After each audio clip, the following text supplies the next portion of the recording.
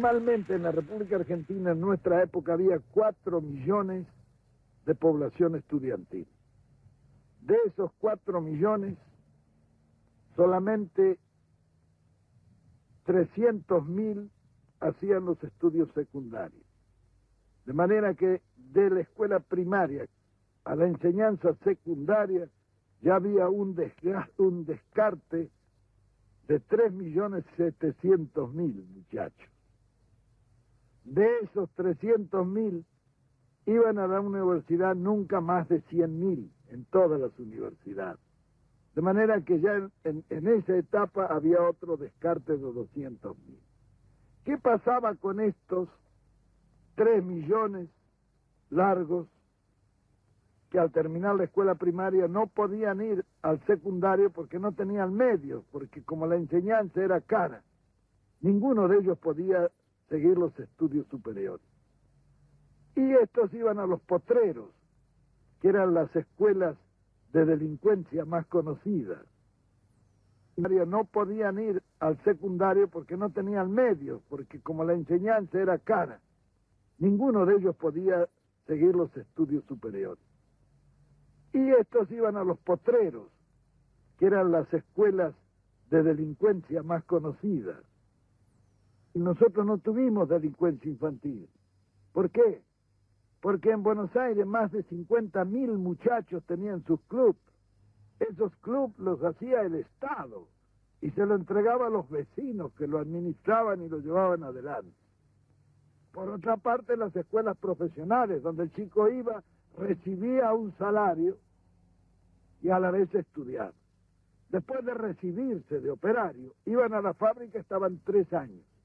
De ahí podían pasar a las escuelas de aplicación, que eran escuelas para formar sobrestantes, jefes de talleres, etc. Después de estar allí, iban nuevamente a la industria y estaban 2 o 3 años y entonces tenían derecho a ingresar a la universidad obrera, de donde salían ingenieros de fábrica en cada una de las grandes especialidades de la industria. Eso fue para la masa.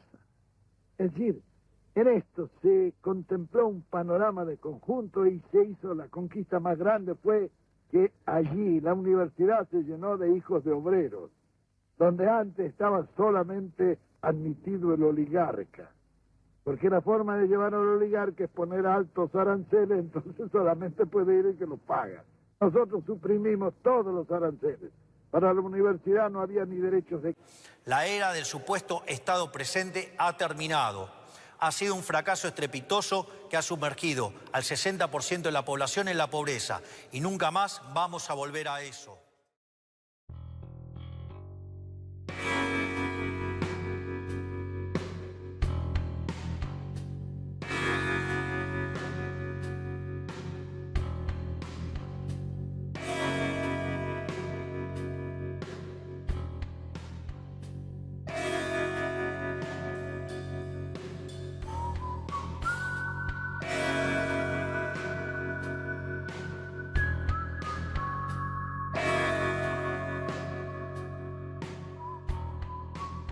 Hola, buenas noches, ¿cómo están? A las 20 horas de este día jueves 25 de abril le damos la bienvenida a otra hora política. ¡Qué semana!, ¿no, chicos? Acá les muestro unas imágenes de lo que fue la marcha de los estudiantes, la marcha universitaria. Y tuvimos una semana marcada claramente por lo que fue el lunes, lo que fue la cadena nacional, con el debate a posteriori, lo pueden ver tanto acá en Telavisión, tienen que suscribirse a Telavisión, más les vale. También pueden verlo el extracto en mi canal, Política.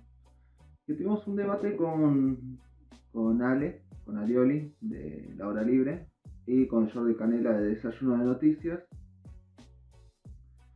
sobre la cuestión de estos 4 meses de Milei, qué es lo que representan, si Milei cumplió o no sus promesas de campaña. Sabrá mi postura. Mi postura es muy básica y la voy a decir de nuevo y la voy a decir cuantas veces tenga que decirlo.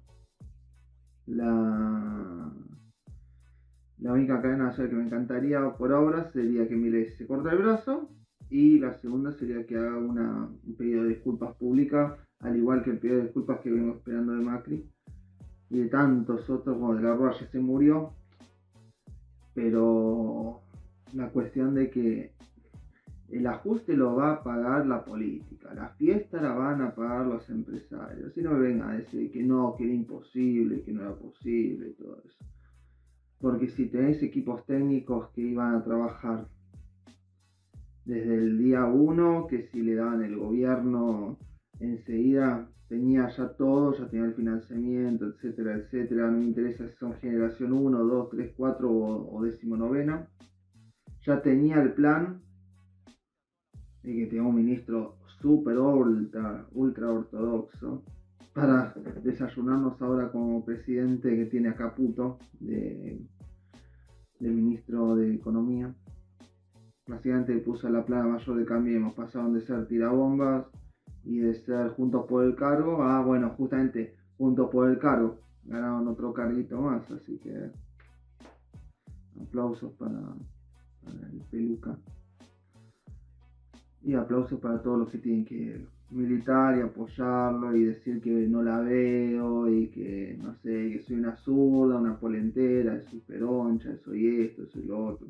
Y solamente dentro de poco voy a tener una cosa de Volpin diciéndome que soy, que es esta cosa, ¿no? Como le gusta decirle a mis amistades.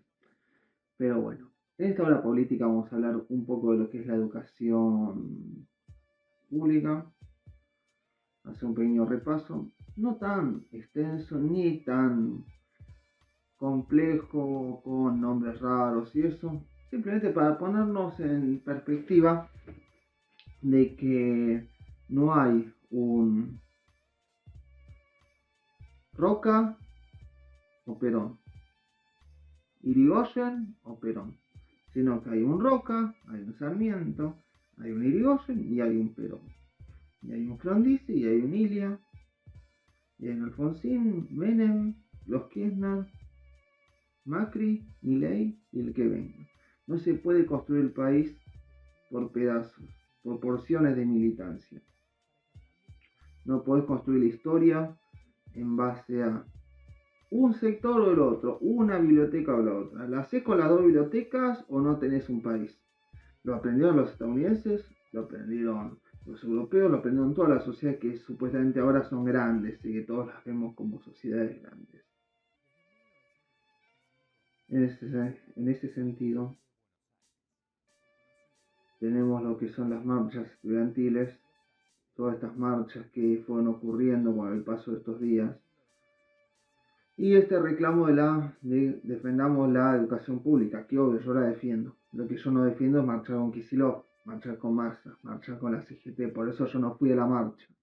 Apoyo el reclamo, es cierto, y hay un gráfico que es más que elocuente, que lo vamos a mostrar acá, que muestra el desfinanciamiento que hubo. Y hubo un recorte de lo que es el presupuesto universitario en los últimos meses con el advenimiento del nuevo gobierno, y que nos plantea un debate. Tenemos que debatir qué es lo que va a ocurrir de ahora en más. Vamos a tener educación pública, la educación va a seguir siendo pública pero va a ser arancelada, o vamos a tener una educación privada o una educación con voucher. Primero que nada, desde mi postura, porque esto es mi columna, cualquiera que quiera hacer un programa es invitado a Pelavisión a que lo hagan desde FAO, que te mando un beso porque el lunes estuviste bardeándome a lo loco, así que me la podés chupar bien chupada. Y cualquiera que pueda bardear a mí tiene el espacio para poder hacer un programa, porque tenemos un montón de espacios, tenemos mucha libertad acá para poder decir lo que queramos sin que nos baje en línea, así como pasa con La Nación más por el lado de la derecha, o con medios como C5N por el lado de la izquierda, o el neo-keynesianismo, como quiera llamarlo Guillermo Moreno. Entendiéndose que la educación históricamente ha sido pública en la Argentina, no podemos cambiar nuestra idiosincrasia sana, no la idiosincrasia de la viveza criolla de cagarse en el otro, Sino que Argentina decidió un modelo de que la educación tiene que tener un fin universal, un fin de cohesión, a través de lo que fueron las leyes que se implementaron y las normas y la creación de escuelas. Primero la creación de escuelas en la época pre-organización nacional, la época de Belgrano, todas esas escuelas que no se fundaron, pese a que Belgrano dio la plata para fundarlas, todo el sistema educativo que fue minándose durante la época de las guerras civiles argentinas, la guerra entre unitarios y federales, y con la organización nacional y con el influjo del pensamiento positivista en la Argentina, tanto por el origen en la generación del 37, que estaba exiliada en Uruguay y que vuelve del exilio tras la caída de Rosas, luego de 1852, se establece un sistema educativo que poco a poco va a ir construyéndose, primero con las ideas de Sarmiento, con toda la tesis pedagógica de Sarmiento, y a futuro va a construirse con lo que es el roquismo. La ley 1420 de educación pública es un paradigma de la educación, por el cual la educación es pública y gratuita. A ese logro le podemos añadir lo que va a ser los intelectuales del 1900,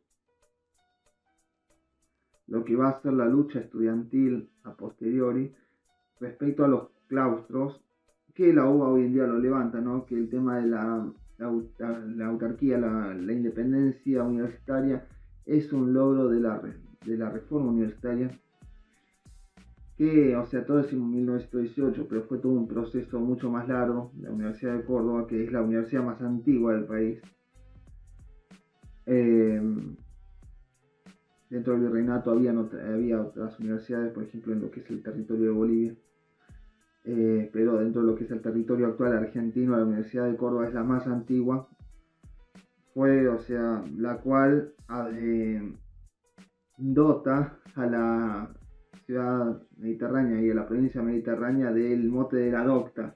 La universidad que básicamente la ciudad se construye alrededor de la universidad, y que hacia 1918 va a ser el paradigma de la independencia de la universidad respecto al Poder Ejecutivo Nacional. Y esto lo vamos a mencionar en la época en que estaba Irigoyen. Irigoyen levanta toda esta bandera dentro también de una disputa que no es que era algo pro Irigoyen, pese a que muchos militantes tenían una tendencia radical y de la Unión Cívica. Pero había un gran temor hacia lo que sería una restauración conservadora que poco tenía que ver con lo que había logrado Roca. Luego, la educación va a mantenerse con distintos esquemas. La educación pública universitaria existía en provincias como San Luis, en provincias como Mendoza. Habían sistemas educativos y lo que serían escuelas técnicas, escuelas rurales, universidades, o sea, que tenían ese fin, un fin práctico, que se condice dentro de la tesis alberdiana de la educación, que va a concluir con las famosas banderas que son levantadas, porque Perón no es que se levantó un día y decidió hacer el decreto de desarancelamiento de las universidades.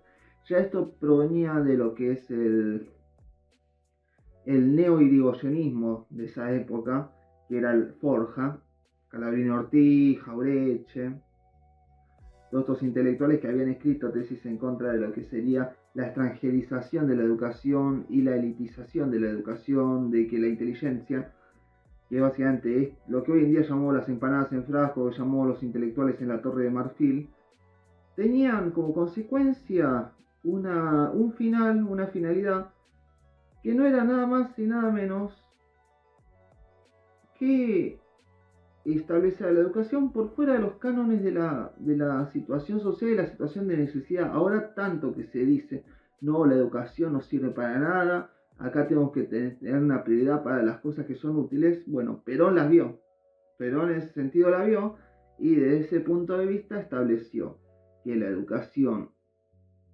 pública y gratuita sirva a los fines de instruir a la ciudadanía, instruir a los jóvenes, primeras generaciones de de familias obreras que accedían a la universidad y que tenían como finalidad la,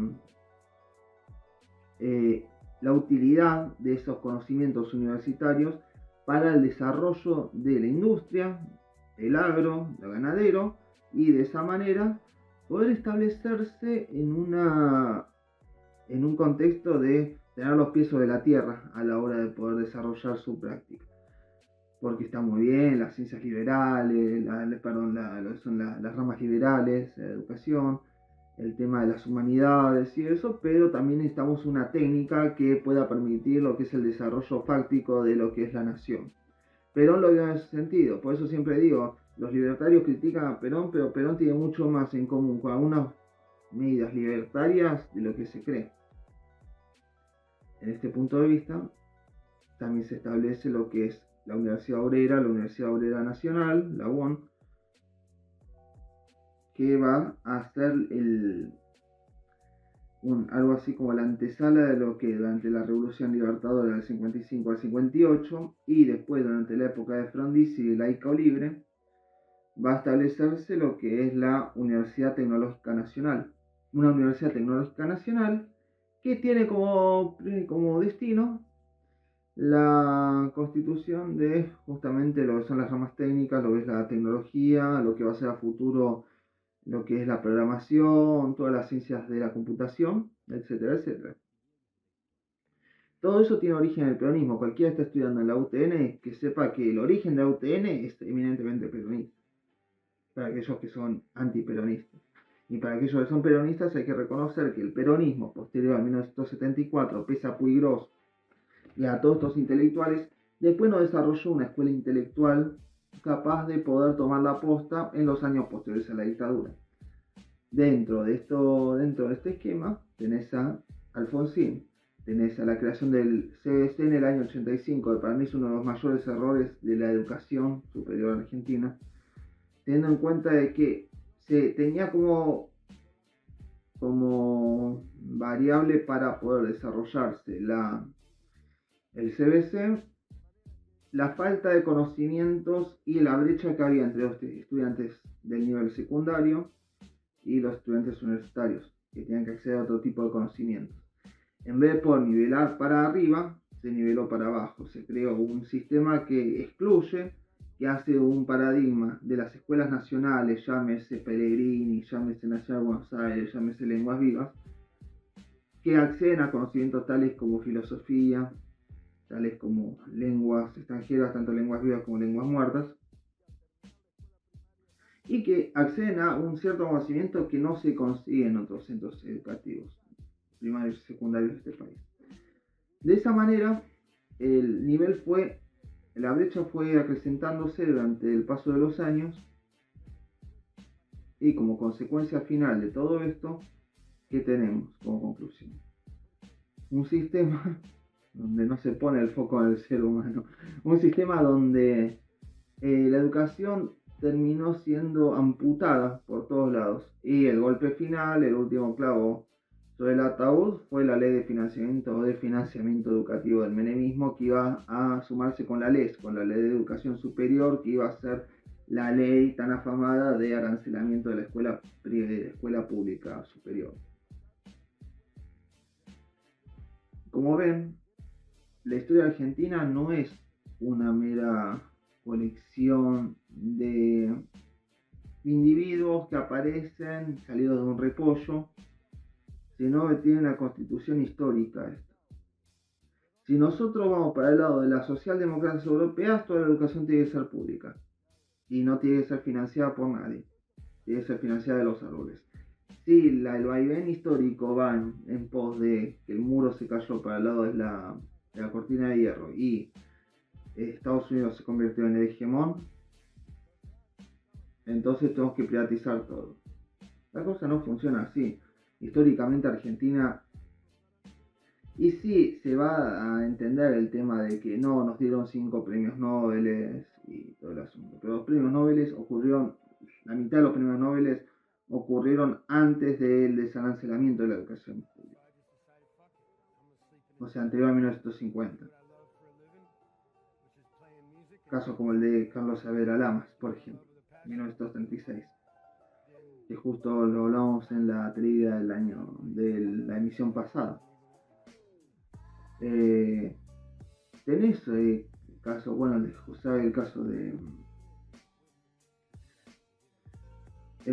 último caso del premio Nobel fue separado porque fue respecto a la situación en la dictadura. El caso de Pérez Esquivel. Pero teniendo en cuenta la cantidad de cerebros argentinos, que odio esta terminología porque los cerebros corresponden a la persona, no corresponden a una nación. No hay que privatizar en modo nacionalista los cerebros, tampoco hay privatizados en modo de empresas privadas los cerebros. Los cerebros son cerebros y punto. Tenemos que tener en cuenta de que la situación de los estudiantes va a ser jodida con una educación que siga por este camino de pobre desarrollo y también por un camino donde la educación solo puedan acceder a algunos pocos. Y sinceramente esto es lo que va a pasar si la educación sigue por este carril. Porque si vos desfinancias, si vos, como mostramos el gráfico al principio del programa, si vos desfinancias las universidades, se van a empezar a cerrar cátedras. Después que se cierran cátedras, se van a empezar a cerrar materias. Y cuando se cierra la suficiente cantidad de materias, los estudiantes van a tener que acceder a otra oferta, van a tener que ir a universidades privadas, y se está haciendo una incentivación, se está haciendo un incentivo, se está generando un incentivo para que la educación vaya hacia lo que es lo privado. El asunto es el siguiente.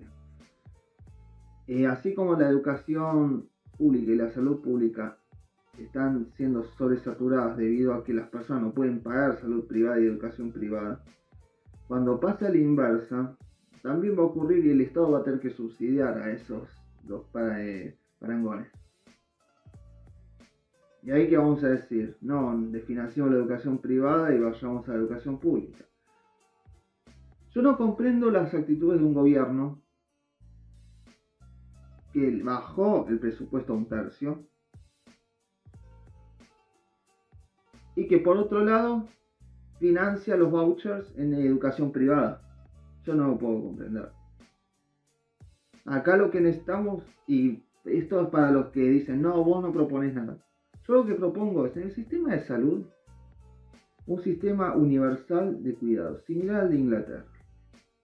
Algo que Cristina Kirchner, que no es santa de mi devoción, de esto se lo digo a Silvina Soria, no soy kirchnerista,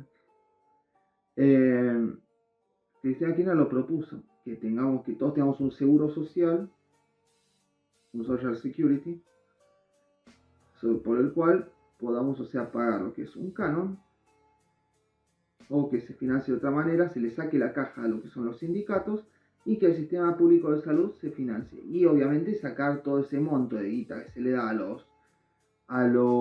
la Swiss Medical, a todas esas clínicas que son tan hermosas, todo eso, pero que se financian con la guita de todos, con la tuya contribuyente. Y lo mismo digo con la educación pública. Yo lo que propongo es de financiar los canales de televisión privados, de financiar, sacar la pauta, no congelarla, sacarla, eliminar cualquier tipo de subsidio, apoyo o ayuda a educación y salud privada, y todo ese dinero volcarlo a lo que es la salud y la educación pública. Y lo que son los medios públicos, para aquellos temerosos de los medios públicos vayan en concurso mixto, que tengan producción privada, y que dicha producción privada y lo que es el canon público sea bancado con impuestos que puedan ser aportados dentro de una especie de check que vos tengas que acceder todos los años cuando, no sé, haces el devengamiento de los impuestos, cuando vas a la FIP y te tenés que pagar tal impuesto, que haya una opción que diga, desea que tal porcentaje de los impuestos vaya a el sistema de medios públicos, a RTA, Radio y Televisión Argentina, y ahí puedes elegir algo así como si fuese el bono contribución, bueno, que sea de esa manera.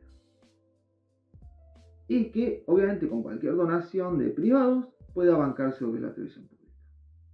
No creo en cerrar cosas porque está Zamba, no creo que haya de cerrar porque haya un profesor zurdo, o Zico Bolche, que adoctrina a los pies en una escuela sola, o porque hay una Andrea del Boca o un Vaca Narvaja en una universidad. No creo que tengamos que matar al todo por una parte. No hay que amputar una pierna porque te doblaste un dedo meñique del pie.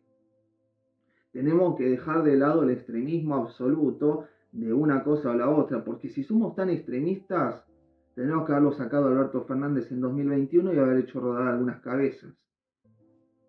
No tendríamos que haber hecho, ay, bueno, vota a Milei porque es antisistema. Sí, votaste al que le hace los asientos contables a Urnequian, el antisistema, o sea, el paradigma del antisistema. Dejémonos joder, no tenemos nada de antisistema.